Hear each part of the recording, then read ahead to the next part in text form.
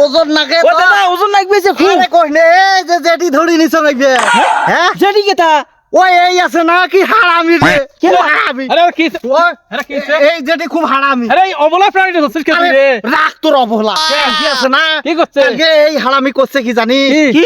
এই যে ওই মোর বউ কয় আরে তুই কথা আমি বাস আরে মোক টাকা ওই ধরি দেখেন, আছি ও শোন না আমার মোর বউ কয় হ্যাঁ। তোমার যে ফোনত কথা কন কার সাথে কন হ্যাঁ। মুখ কে টুকটুকের বাস ওই ও তোমার টুকটুকের বাস সাথে ইডিস পিডিস এই হারামি জেটি হ্যাঁ। এই হারামি জেটি কয় কি?